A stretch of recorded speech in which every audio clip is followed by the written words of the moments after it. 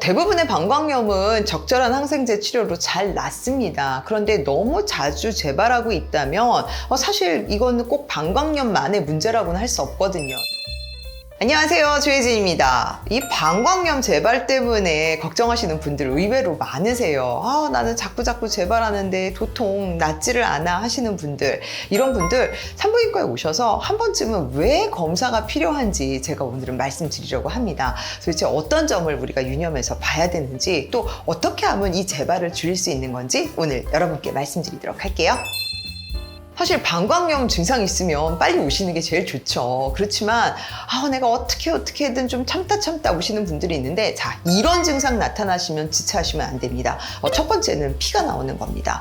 소변을 봤는데 소변 보고 닦은데 핑크색으로 뭐가 연분홍색으로 나와. 지체하지 마시고 빨리 오시길 권하고요. 특히 방광염 증상이 며칠 있었는데 옆구리가 좀 시큰시큰 아프네, 왜 이렇게 발열, 이렇게 약간 열감이 느껴지지? 이럴 때 빨리 오셔야 됩니다.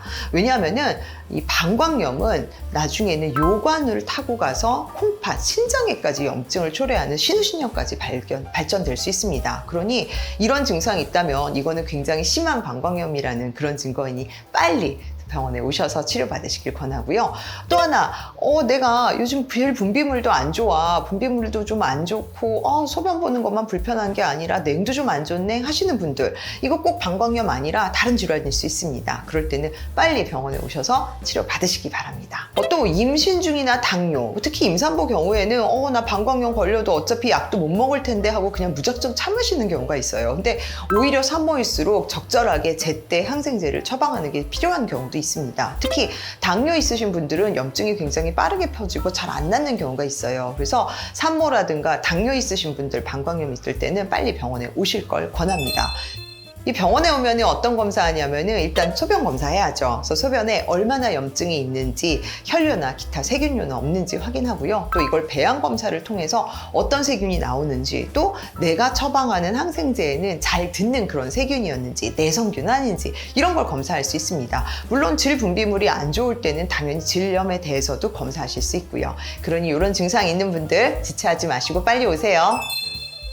보통 6개월에 2번 이상, 1년에 3번 이상 방광염이 걸리면 이거 재발성 방광염이라고 합니다. 그런데 이 방광염을 한 번 앓은 여성은 무려 한 25%, 4분의 1에서 6개월 이내에 다시 재발한다고 해요. 그러니까 사실 재발성 방광염도 꽤 드문 일은 아닙니다. 그런데 이 산부인과에서는요, 사실은 이 방광염의 원인 파악도 물론 중요하고, 정말 이게 그냥 단순 세균성 방광염인지 아니면 다른 질환이 있는 건지 이것도 봐야 되고요. 두 번째는 질 분비물에 대한 검사를 같이 할 수 있습니다.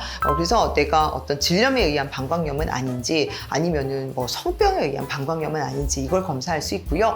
또 세 번째는 사실 폐경기에 요도 점막이나 질 위축으로 이 성관계 후에 특히 방광염이 자주 발생하시는 경우 있어요. 그래서 이런 질 건조나 질 위축이 있는 경우 같이 치료해야 되는 경우가 있기 때문에, 사실 이런 분들은 그냥 무조건 약국에서 적절한 아무거나 그냥 약 먹을 게 아니라 산부인과 방문하셔서 이런 문제들은 없는지에 대한 면밀한 검사를 하시면 좋을 것 같아요. 그리고 또 여기에 따른 적절한 치료를 하면은 자꾸 재발하는 것도 줄일 수 있거든요. 그러니까 특히나 또 폐경기 여성 적절하게 호르몬 치료를 하면은 만성 재발성 방광염 많이 줄일 수 있는 만큼 산부인과 의사랑 상의하시면 좋을 것 같아요.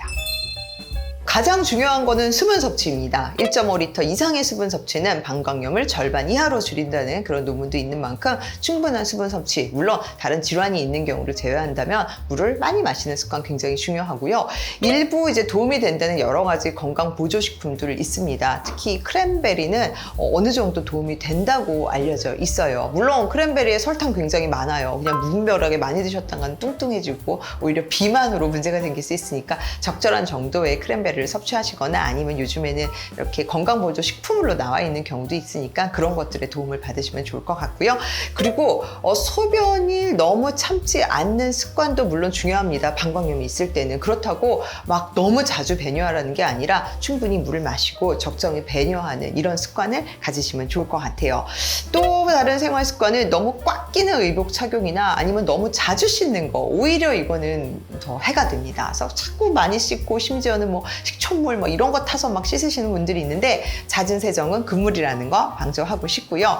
항문에 있는 대장균이 대부분의 원인인 만큼 대변 보고 나서는 앞에서 뒤로 닦는 거 중요하고요. 변비나 설사가 반복되지 않도록 우리 장 건강을 신경 쓰는 것도 중요하다고 할 수 있습니다. 특히 또 폐경 여성은 이 요도 점막이나 질 건조가 또 중요한 방광염의 원인이 될 수 있는 만큼 국소 에스트로겐을 사용한다던가 아니면 보습제를 사용한다던가 해서 이런 점막을 튼튼히 하는 것도 중요한 습관이라고 할 수 있어요. 다만 이런 습관들은 보조수단이고 무조건 병원에 오셔서 진료받으시는 게 제일 중요할 것 같죠? 그죠? 네, 그래서 걱정되시는 부분이 있다면 편하게 오셔서 상담하시면 좋을 것 같습니다.